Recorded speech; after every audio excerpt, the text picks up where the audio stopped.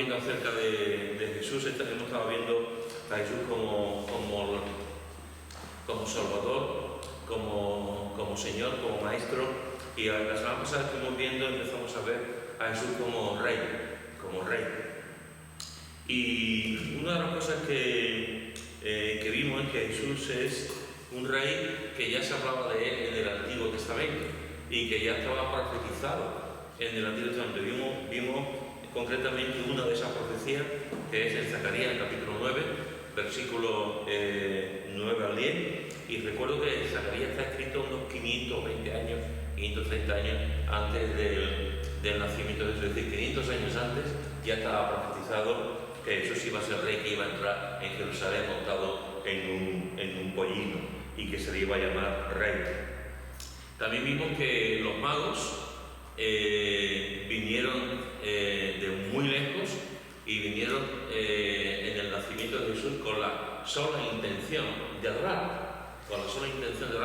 Hicieron un montón de kilómetros para adorarlo y lo vinieron a adorar como rey. De hecho, los regalos que le hicieron fueron regalos de un rey. Y ellos ya venían directamente a adorar al rey. Que de hecho propició, si recordamos, la ira, el enfado, la crueldad de Herodes, que al decir que había nacido un rey, pues pensó que era la competencia y no tuvo otra solución, otra cosa que imitar a Faraón en el Antiguo Testamento, que acababa con los niños. Y todos los niños que había en Belén, pues se lo acabó porque pensaba que iba a ocupar su sitio. Y también vimos un momento en la historia en Jesús, que después hace la multiplicación de los panes y los peces, donde dio de comer a miles de personas, pues la gente lo quiso hacer rey. Porque había en él a un ser superior, a alguien diferente, alguien que podía llevar a Israel hacia el esplendor perdido y que podía echar los romanos de allí. Y como vimos, Jesús se escabulló, porque Jesús no venía a ser un rey terrenal, que lo será en su momento. Jesús vino a ser otro rey, con otro tipo de reino espiritual, y de un reino que, por cierto, todos los que hemos creído, todos los creyentes, los millones de creyentes, a partir de la muerte y resurrección de Jesús en todos estos siglos, el concepto bíblico realmente es que Jesús es nuestro rey. Otra cosa después la realidad, pero lo que realmente nos enseña la palabra es que Jesús es nuestro rey. Y vamos ahora a Juan, capítulo 18 de Juan. No sé si cuántos habéis podido leer Juan 18 y 19. 1, 2, 3, muy bien.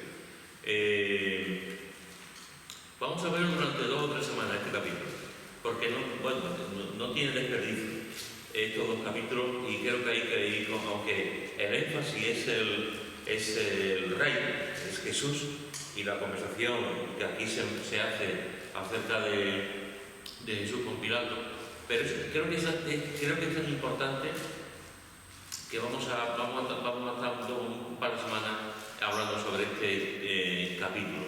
Dice en el capítulo 18, versículo 28 al 32, dice, capítulo 18 de Juan, versículo 28 al 32. ¿Quién lo quiere leer?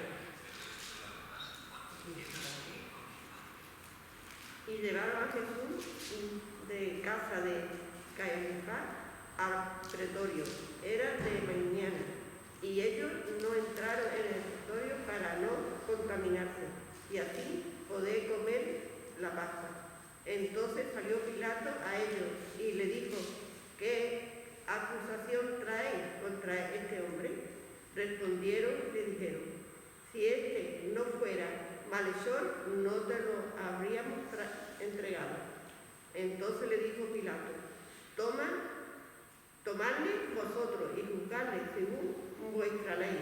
Y los judíos le dijeron: a nosotros no nos está permitido dar muerte a nadie, para que se cumpliese la palabra que Jesús había dicho, dando a entender de qué muerte iba a morir. Fijaros, hermanos, que en este texto es interesante la condición del ser humano. Siempre es interesante la condición del ser humano, para bueno y para lo malo. Los judíos no quisieron entrar en el pretorio. El pretorio estaban los soldados romanos, estaban las habitaciones de los gobernantes romanos. El pretorio estaban todos los gentiles. Y en buena consonancia con su tradición y con su religión, los judíos no querían saber nada acerca de los gentiles. De hecho, para ellos los romanos y los gentiles eran como una clase inferior. Y ellos no querían entrar en el pretorio para no contaminarse. Es interesante, para no contaminarse.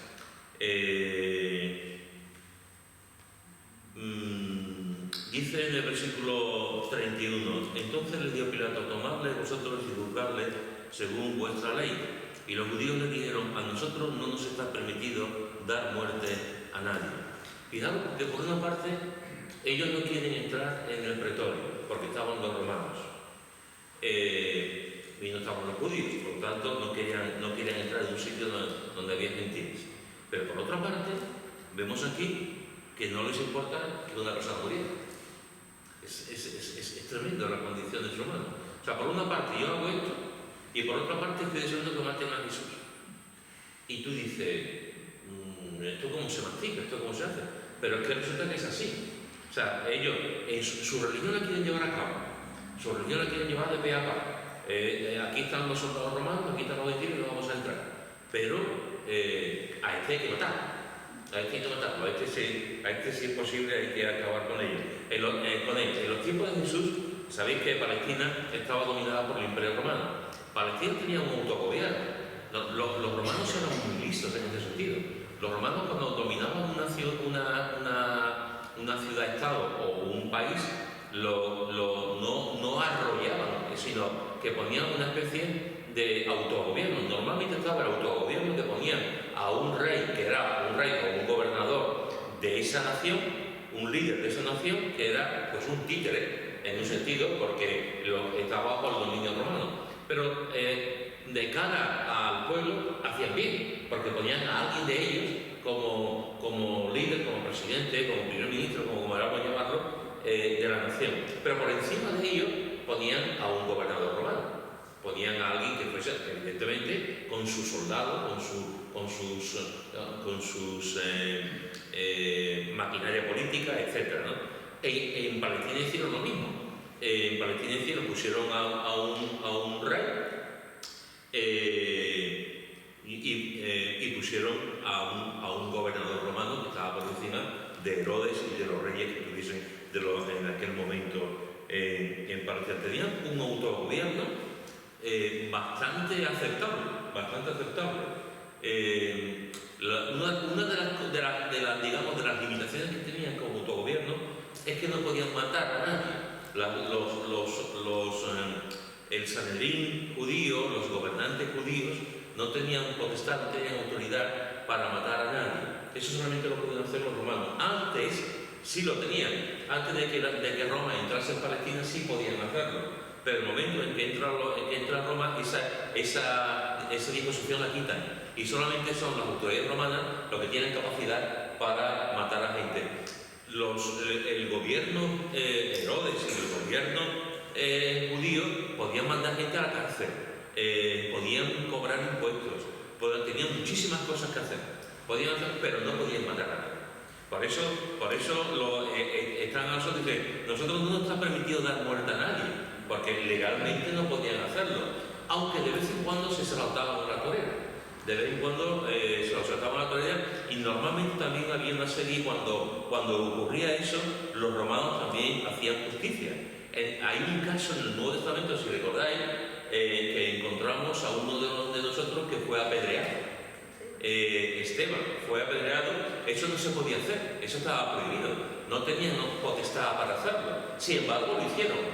De vez en cuando, como he dicho, los judíos mataban, pero no eran eso, excepciones que confirmaban la regla. De hecho, cuando se mataba a algún judío, los soldados romanos averiguaban, y normalmente había una serie de consecuencias para aquellos que habían tomado la ley por su mano. ellos no podían legalmente matar a nadie. Si ellos hubiesen estado en ese momento, si no hubiese estado el Imperio Romano allí, ellos habrían cogido y habrían matado a Jesús de todas. Y además lo habrían matado como mataron a Esteban. Mirad lo que dice en Levítico capítulo 24, Levítico capítulo 24, versículos 15 al 16. Levítico capítulo 24, versículos 15 y 16. Y dice así, Levítico 24, 15 y 16 dice: y a los hijos de Israel hablarás diciendo: cualquiera que maldijere a su Dios llevará su iniquidad. Y el que blasfemare el nombre de Jehová ha de ser muerto. Toda la congregación lo apedreará. Así el extranjero como el natural, si blasfemare el nombre, que muera. Así que fijaros que estaba la lapidación. Estaba la lapidación, que era, en este caso concreto, era, aunque había otro tipo de lapidaciones, pero en este caso concreto era para aquellos que blasfemaban el nombre de Dios. En ese sentido, los judíos lo llevaban a la tabla, y cuando alguien se blasfemaba el nombre de Dios, pues lo lapidaban. Claro, Jesús estaba diciendo continuamente que él era Dios. Jesús estaba diciendo no solamente que era Dios, sino que hacía las obras del Padre. Y no solamente decía que hacía las obras del Padre, lo que era Dios, sino que también hacía milagros. Y hacía milagros en sábado, y curaba a la gente en sábado. Y decía que era el camino y la verdad y la vida. Y decía que él se estaba proclamando absolutamente Dios en todo momento. Eso los judíos nunca pudieron perdonarlo. Eso que él decía que era Dios. ¿Y cuál era el castigo para un blasfemo? Matarlo a pedradas. Cuando estamos hablando aquí de la lapidación y de las pedradas, no estamos hablando de unos chinitos, no estamos hablando de lapidación, estamos hablando de piedras grandes. Estamos hablando de piedras de por lo menos de medio kilo que se tiraban. Esas piedras hacían mucho daño y te hundían el cráneo y te partían las costillas enseguida.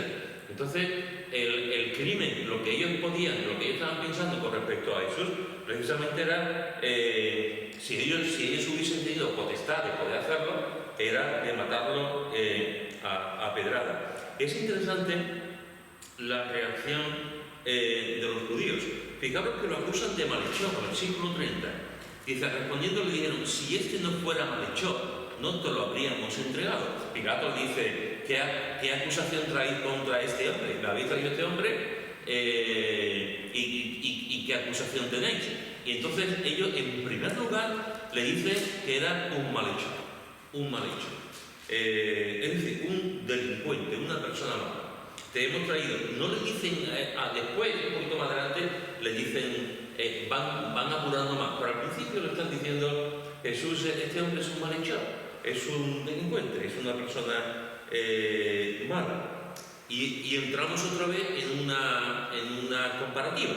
Por una parte, tú no quieres entrar en el pretorio porque están los romanos, y por otra parte no te importa matar a un hombre. Por una parte, tú estás diciendo que este hombre es un malhechor y que merece la muerte, pero por otra parte, no te importa que suelten a un malhechor. Mirad lo que dice en el versículo 40. Versículo 40. Entonces todos dieron voces de nuevo diciendo: no a este, sino a Barrabás. Y Barrabás era ladrón. Ya conocéis que llega un momento en el que Pilato ya está un poquito cansado ya de la situación, y que los judíos y los sacerdotes estaban continuamente ahí, que lo mataban, e intentó, de alguna forma, Pilato intentaba que eso no ocurriese, y llega un momento en que ya Pilato dice: bueno, ¿y qué queréis que haga? ¿Qué os suelto? ¿A quién queréis? ¿A Jesús o a Barrabás? Y el pueblo dijo: Barrabás. Es decir, por una parte, los judíos decían que Jesús tenía que morir porque era un malhechor, pero por otra parte no les importa que un malhechor saliese de la cárcel y estuviese en libertad. Así que fijaos que por una parte encontramos como esa especie de doble personalidad, de dicotomía que tenemos los seres humanos. Por una parte una cosa y por otra parte no importa lo otro. ¿Quién era Barrabás? Para que la gente pudiese decir que lo pusiesen en libertad. Fijaros que en el versículo que hemos leído dice que Barrabás era un ladrón. Es una parte de su biografía. Barrabás era un ladrón. Pero no solamente Barrabás era un ladrón. Mirad lo que dice en Mateo capítulo 27, versículo 16. Mateo capítulo 27, versículo 16. Mateo 27, versículo 16. Dice, bueno, el 15. ¿Quién quiere leer? 27, 15 y 16 de Mateo.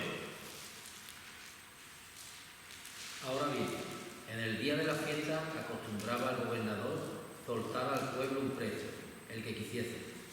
Y tenían entonces un preso famoso llamado Barrabás.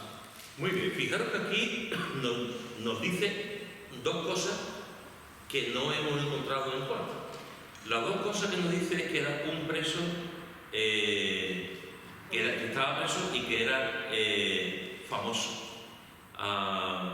Y es interesante, un preso famoso. En el versículo que hemos leído antes era ladrón, estaba prisionero, pero aquí se nos dice que era famoso. Así que tenemos, por una parte tenemos a un hombre que era ladrón y por otra parte a un hombre que era famoso. Un hombre que la gente lo conocía. Vamos a Marcos capítulo 15, versículo 7. Marcos capítulo 15, versículo 7. 6 y 7. Marcos capítulo 15, versículos 6 y 7. ¿Quién no quiere leer? Ahora bien, en el día de la fiesta le soltaba un preso, cualquiera que quisiese. Y había uno que se llamaba Barrabás, preso con sus compañeros de motín, que habían cometido homicidio en una revuelta. Fijaos el patrón que está cogiendo de Barrabás. Jesús era un malhechor. Jesús, según ellos, Jesús era un malhechor, era un delincuente. Pero a Jesús no se le acusa de asesinato. Tampoco se le acusa de ladrón. A Jesús se le está acusando de que se hacía pasar por Dios y que hacía milagros, etc., ¿no? A este que quieren soltar, vemos que es un ladrón. Vemos que es un ladrón famoso. Y además vemos lo que nos está diciendo aquí, que, bueno, que era un personaje, ¿no? Nos dice que sus compañeros de motín que habían cometido homicidio en una revuelta. Es decir, un motín es alguien que se rebela. O sea, Barrabás se había rebelado juntamente con otros en un momento. ¿Contra quién se había rebelado? Pues posiblemente se había rebelado contra el Imperio Romano. Se había rebelado contra las autoridades romanas. Los eruditos nos dicen, aunque no hay una constancia de eso, pero hay muchos que piensan que Barrabás estaba dentro de lo que conocemos como los celotes.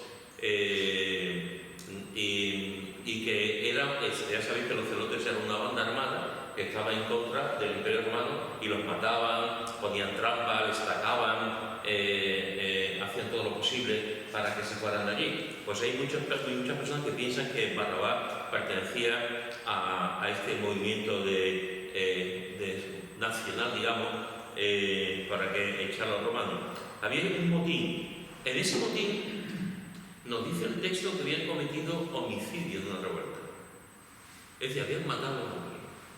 No sabemos cómo, no sabemos las circunstancias, no sabemos si el muerto, lo más probable es que fuese un romano, y si no fue un romano, fue en un momento dado un judío que en la reyerta, en la sublevación y tal, pues lo mataron. Posiblemente sería más bien judío, porque si hubiese matado a un romano, la autoridad romana lo hubiese matado. Posiblemente habría sido un judío, pero no sabemos muy bien, pero habían cometido homicidio en una revuelta. Así que fijaros el panorama completo de este hombre, de Barrabás. Ladrón, famoso, había estado en un motín y había cometido un homicidio en la revuelta. También es interesante el significado de Barrabás, porque hay diversas acepciones, diversas opiniones en cuanto al origen de su nombre. La mayoría de los comentaristas que yo he podido consultar, aunque hay alguna más, pero hay un poquita gente que lo piensa, la mayoría de los comentaristas se inclinan por dos posibilidades. La primera es que Barrabás puede puede venir de Bar-Abba, que significa hijo de papá. Hijo de papá. Así que podría ser Barrabás, pues podría ser en su origen Bar-Abba, hijo de papá. Y otros dicen que podía venir de Bar-Rabán, que significa hijo del rabino. Hijo del rabino. O hijo de papá o hijo del rabino. Y esto, de alguna forma, nos abre una especie de ventana, una especie de teoría en cuanto a quién pudiese ser. Porque hay gente que se inclina que pudiese ser hijo de un rabino, efectivamente. Y como hijo de un rabino, se enfrentó al Imperio Romano, se enfrentó a los soldados que estaban allí en su tierra y entró dentro del movimiento celote y procuró, a través de la violencia, procuró que los soldados romanos se marcharan de allí. ¿Qué es lo que esto produjo? Pues lo que produjo es que la gente de Israel lo considerase un héroe, lo considerase famoso. Por eso dice que Barrabás era famoso, porque para la opinión pública el hijo de un rabino se había levantado contra los soldados que estaban ocupando su país.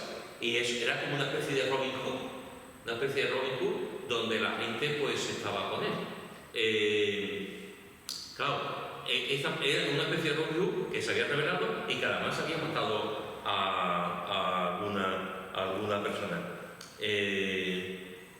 Esto es lo que pudiese ser esto no es cierto, no es pero pudiese entrar en esa categoría de lo que podía haber pasado. Si por otra parte su nombre es Bar-Abba, viene de Bar-Abba, hijo de papá, pues tendría el sentido de una descendencia del hijo de un padre determinado.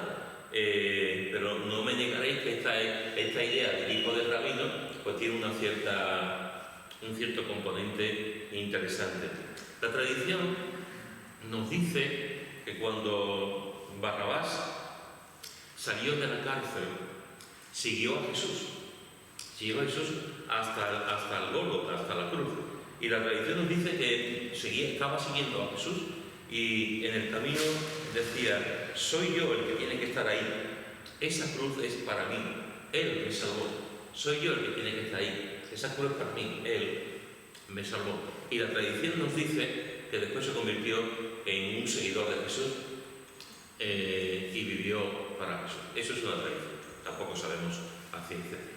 Pero esto es un poco el panorama de Barrabás, un poco lo que la Escritura nos enseña acerca de Barrabás. Así que fijaros, hermanos y hermanas, que por una parte encontramos que los judíos, los sacerdotes, los responsables, van y le dicen a Pilato: queremos acabar con este hombre.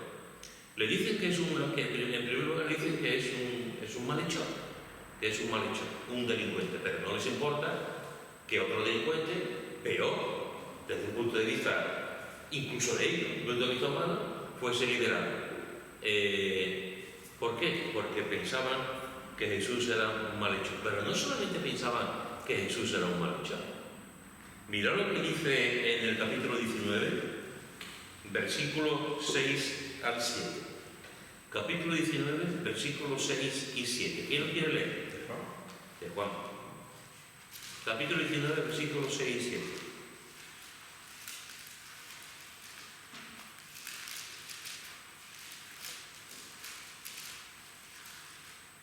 ¿Alguien lo tiene? Yo lo tengo, pues, como he leído ya, ¿qué ganas? Bueno. Cuando le vieron los principales sacerdotes y los alguaciles, dieron voces diciendo: crucifícale, crucifícale. Pilato les dijo: tomadle vosotros y crucificadle, porque yo no he hecho delito en él. Los judíos le respondieron: nosotros tenemos una ley, y según nuestra ley debe morir, porque se hizo a sí mismo hijo de Dios. Muy bien, ¿veis lo que estamos hablando de la blasfemia? Se hizo a sí mismo hijo de Dios, es decir, estaba proclamando Dios. Pero pasamos ahora del hecho de que lo acusaron de malhechor, de un delincuente, pasamos a otro punto. Porque aquí se implican claramente y le dicen crucifícale. ¿Cómo se puede llegar a ese punto? Porque pasa de ser, en la opinión de ellos, un malhechor, a decir claramente crucifícale. Aquí a mí me da la impresión de que, no solamente por este texto, sino por todos los textos que aparecen, que estos judíos, los gobernantes judíos, los religiosos judíos, habían llegado a un punto que es muy dramático de un ser humano. Es que habían llegado al punto de odiar a Jesús. Tiene que ser un odio muy fuerte para decir crucificado. Ya no solamente es un tema religioso, ya no solamente es un tema de que este hombre se está proclamando, se está haciendo Dios. Es que llegó un momento en que ya no solamente decían vamos a lapidarlo, era una crucifixión. Y una crucifixión era lo más cruel del mundo. Lo más cruel del mundo, era horrible. Pocos instrumentos de tortura se han inventado, los hombres inventamos todo tipo de cosas, pero pocos instrumentos de tortura se han inventado como la cruz. Y le está diciendo crucifícalo. Yo creo que había llegado un momento en que pasa de esa descripción que le hacen a Pilato de que Jesús es un malhechor a este punto de decir crucifícale, porque están llenos de odio. Los sacerdotes odiaban, y los judíos odiaban a Jesús. Porque si no es difícil de explicar esta forma tan tremenda, tan cruel, tan de perro de caza para ir a matar a Jesús. Que también por celo. Sí. Porque se llevaba la multitud y ellos lo atraían hacia él, esa multitud que llevaba esto. Entonces los celos también le pueden conducir eso. Pero también cuando dice malhechor, después cambian porque parece de que como un Pilato decía que no encontraba en el delito ninguno y quería soltarlo y no veía a él para eso, pues ya ellos dicen que se hace pasar por el Hijo de Dios. Entonces eso le hacía a ellos Dante Pilato con algo más contundente, ¿no? Con más fuerza, ¿no? Para pedir que le crucificaran. En ese texto no se dice, pero en otro texto paralelo se dice que realmente los judíos lo entregaron por envidia. Por envidia. Pasa que no quería entrar porque estoy mirando, pero por envidia. Sí que fijaros que encontramos que en primer lugar la acusación que hace es malhechor. En segundo lugar, en el texto lo están hablando, crucifícale y lleno de odio, pero en realidad el motivo fundamental fue la envidia. Y esta gente... La envidia que le quitaba el chiringuito. Y que le quitaban los chiringuitos. Sí. Se lo tiraba como por tierra. Sí. Que quitarlo de medio. Cuando tenemos que cuidar mucho de nuestro corazón, tenemos que cuidar mucho de nuestro corazón, porque cuando nos damos cuenta podemos odiar a una persona, y cuando el odio entra, después es muy difícil quitarlo. Se ve cosas que no son, ¿verdad? Eso es. Porque ya no razona bien, no razona ya. Tu mente nada más lo que quiere es caminar, quitarlo del medio, y ya es sacar cosas para quitarlo del medio. Ya no razona. Hay un versículo donde habla de que debemos no tener raíz de amargura y los celos pueden traer esa raíz de amargura. Tengamos cuidado con la raíz de amargura, se dice hebreo. Y es curioso porque fijaros que el odio hace que perdamos la razón. El odio hace que un rey coja una lanza y se lo lance a una persona que estaba tocando música. El odio hace que un rey Saúl quiera matar a un futuro rey David. El odio hace que alguien, en este caso, que estaba en el poder, como un rey, contemplase a David con otros ojos completamente, le nubló, le quitó por completo la razón. El odio hace que distorsionemos las cosas, como estaba diciendo antes, distorsionamos las cosas y vemos a esa persona de una forma completamente diferente. Eso fue lo que pasó con los hermanos de José. Los hermanos de José distorsionaron. Es verdad que José se ganó a pulso en un sentido esa fama de que tú tienes unos sueños, es que tú eres superior que nosotros, es que incluso eres superior que papá y mamá, es que papá nada más que está contigo, es que tú eres el último. Es verdad que podía tener unas ciertas papeletas para encontrarse con la enemistad de los hermanos. Pero una cosa es una cierta enemistad, un cierto distanciamiento, un cierto malestar, y otra cosa es odiarlo. Y lo que hicieron los hermanos realmente fue aborrecerlo. Es lo que dice el texto bíblico. Lo aborrecieron, de hecho quisieron matarlo. Y al final, pues, no lo mataron ni se lo vendieron a unos mercaderes. Pero eso es lo que hace el odio.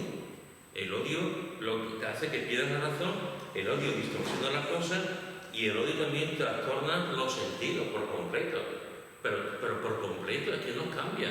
Hay un hombre que, si recordáis, hay un hombre que es muy conocido, que el rey lo quiere mucho, que está en posiciones muy altas y sale de palacio y resulta que hay un hombre que se llama Mardoqueo y Mardoqueo pues no se inclina ante Amán y no le da reverencia como los demás. Y Amán era muy importante porque tenía el beneplácito del rey y Amán, por un judío que no le reverencia, empieza a tener un odio hacia Mardoqueo, y no solamente hacia Mardoqueo, sino a todos los judíos. Pero empezó con Mardoqueo, porque no le hizo una reverencia, ni como si fuese el rey, que fue el único que lo hacía. Y este hombre cogió odio por eso, y por ende, por extensión, al resto de los judíos, hasta el punto que tramó un plan, como recordáis en el libro de Esther, trazó un plan para matar a todos los judíos que había allí. Y todo empezó con el odio a una persona. El orgullo empezó.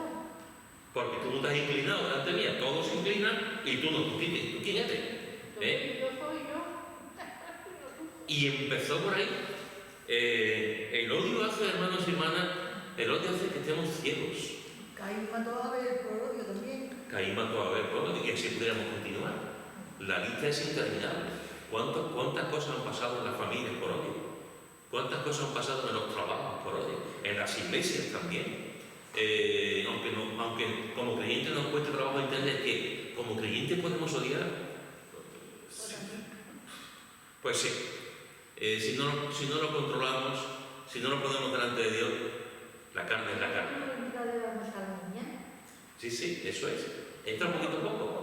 Por eso he dicho antes que cuando te das cuenta, como no quitemos el odio y se apodere de nosotros, después es muy difícil quitar. Muy difícil quitar. Porque la mente ya se embota, ya no había nada. Mirad lo que dice el Salmo 25, versículo 19. Salmo 25, versículo 19. 20. Salmo 25, versículo 19. ¿Quién no quiere leer? Yo. Mira a mis enemigos, cómo se han multiplicado, y con odio violento me aborrecen. ¿Qué es lo que hace el odio? Fijaros que aquí está diciendo, el odio violento me aborrece. El odio trae violencia. La violencia engendra más odio. Esto se autoalimenta. Y aquí fijaros que David, que es el autor del Salmo, está diciendo, mis enemigos se han multiplicado y con odio violento me aborrecen, me odian hasta el punto que están contra mí. El odio aborrece a los demás. El odio incluso hace coger una espada y matar a una persona. El odio hace que el corazón se incline hacia esa persona y, como dice Carmeli, solamente ver lo malo y lo malo. Mirad lo que dice en Proverbios capítulo 10, versículo 12. Proverbios capítulo 10, versículo 12.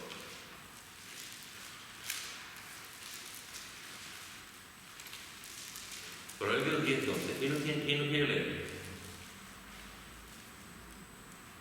El odio despierta rencillas, pero el amor cubrirá todas las causas. El odio despierta rencillas. Es decir, el odio provoca peleas, hermanos. El odio provoca peleas. El odio provoca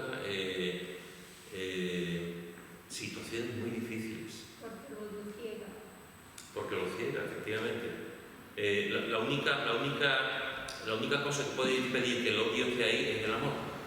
El amor cubrirá todas las faltas, pero cuando no somos capaces de amar hasta ese punto y estamos viendo a esa persona, el odio despierta lo peor de nosotros, la condición más miserable que podemos tener, y despierta peleas, rencillas. Alguna vez, hablando con algún hermano sobre temas de herencia de los padres,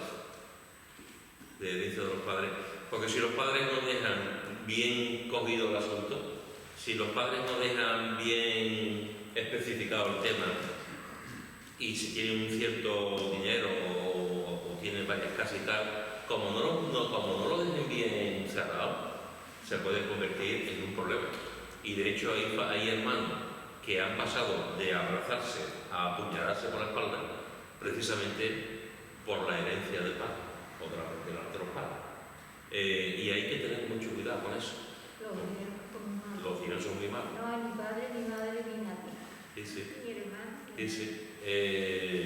Y el odio despierta rencillas, es decir, despierta peleas. Pero no solamente entre los hermanos, en los colegios, en los trabajos. El odio despierta rencillas contra otra persona. Y no solamente el odio aborrece, el odio provoca peleas, sino mirad lo que dice, que este es un texto que a mí siempre me sorprende. Mirad lo que dice en el capítulo 26 de Proverbios, versículo 24. Proverbios 26, versículo 24. ¿Quién lo quiere leer? Capítulo 26 de Proverbios, versículo 24. El que odia disimula con sus labios, mas en su interior maquina engaño. ¿Tú esto lo entiendes? ¿Tú esto lo entiendes? ¿Se puede disimular el odio?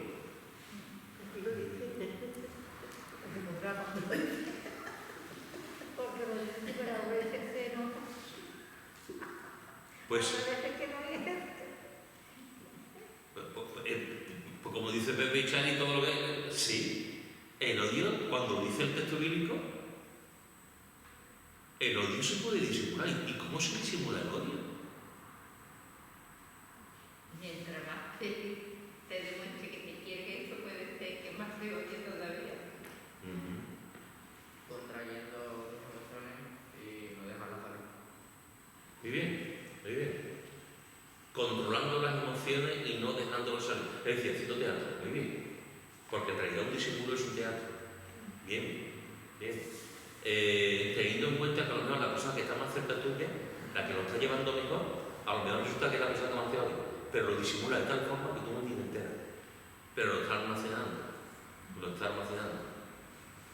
Hay una película que a mi querida esposa le encanta, tengo que confesar que a mí también. Al principio cuando yo decía Whitney Houston, de canción, pero a ella le gusta mucho Whitney Houston, pero cuando se vio Guadaspaldas, ¿cuántos habéis visto el Guadaspaldas? De Whitney Houston y... ¿Viste? No hace mucho, hace 3 o 4 meses o 3 lo mismo, con Mikey y con Esther, el Guadaspaldas. En esa película, que hay acción, hay pelea, está bonita. En esa película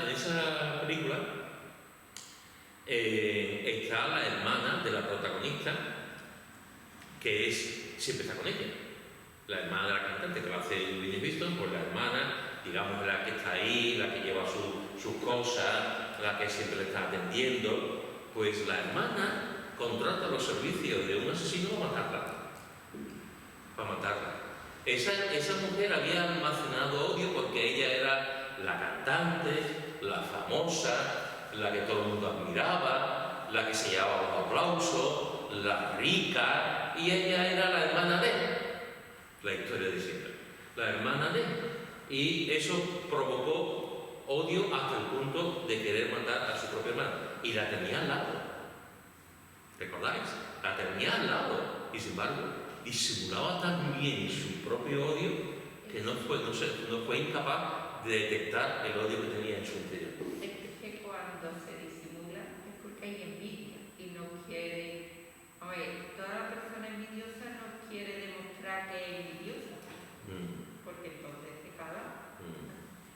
Entonces la persona que es envidiosa hace un paripé, como que todo va bien, que ese dicho antes que el que más te quiera puede ser que más te odie. Sí. Pero porque detrás de todo eso lo que hay es la envidia. Efectivamente. De hecho, es la envidia lo que hemos visto que provocó que los sacerdotes entregasen a Jesús, que lo veremos en otro momento, la envidia, efectivamente. Fijaros que el odio aborrece, que el odio provoca pelea, que el odio se puede disimular, aunque siempre se haga flote después, pero se puede disimular. Y terminamos con este texto en Proverbios 15, versículo 17. Proverbios 15, versículo 17. ¿Quién quiere leer?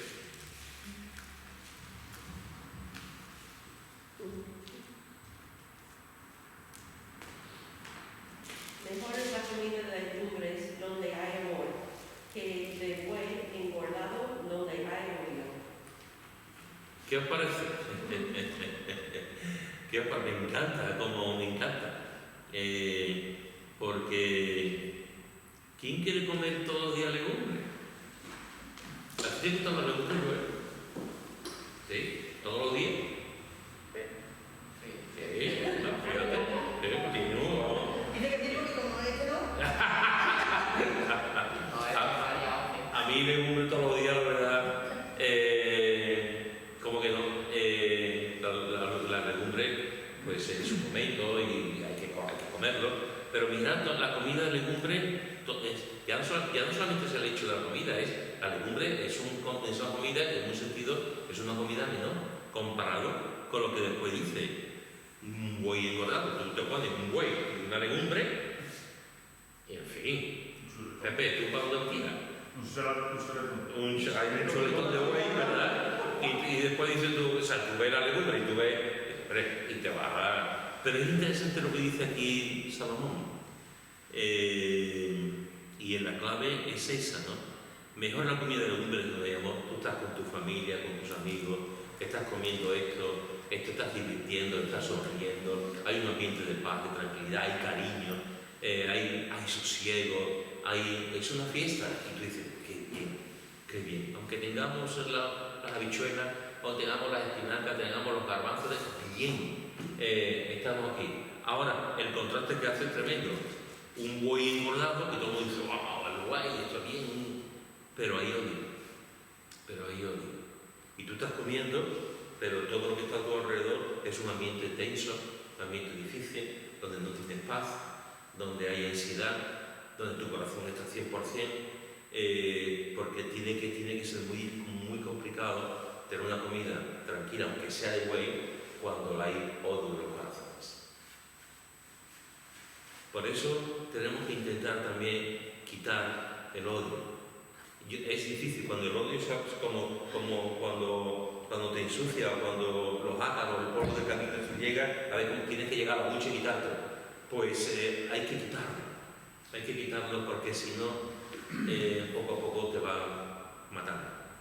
Y va haciendo que esa persona que estás odiando, al final se convierta en un enemigo,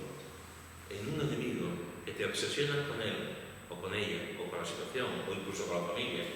Te obsesionas con esa persona y ya no ves nada bueno en esa persona. No digo que vayamos a provocar, a matarlo, pero podemos matarlo de muchas maneras. De muchas maneras. Que tiene que ser la con mucho. persona que odia o tiene envidia nunca será feliz, Efectivamente. porque eso nunca se acaba. Esto nunca se acaba. Cada vez, como la bola de nieve, cada vez menos. Así que, hermanos y hermanas, la semana que viene continuaremos. Por hoy hemos visto, a manera de introducción a este texto, hemos visto que los fariseos, los judíos, se presentaron ante Pilato. Le dijeron, aquí en el pretorio no podemos sentar. pero queremos matar a este hombre. Queremos matar a este hombre. Es curioso. Este hombre que era un malhechor en primer lugar. Un malhechor. Pero no les importa sacar en libertad a otro malhechor que era peor. Que era ladrón, que había estado en una revuelta y que había matado. Pero ese no le estorbaba a él. A eso no le estorbaba a ellos, efectivamente. Al revés, se podía llevar a los de la gente porque era famoso. Y después pasan, ya no solamente de decir que era un malhechor, sino pasan a decirle crucifícale directamente. Es decir, ahí estaban ya unos corazones que estaban llenos de odio hacia eso. Y después veremos, la semana que viene, veremos cómo sigue ese descenso de acusaciones que hay de ellos hacia Jesús. Pero hoy hemos visto estos dos. Y termino con esto, hermano. Cuidado con el odio. No le des comida, porque al final nos come el odio a nosotros. Amén. ¿Algún comentario?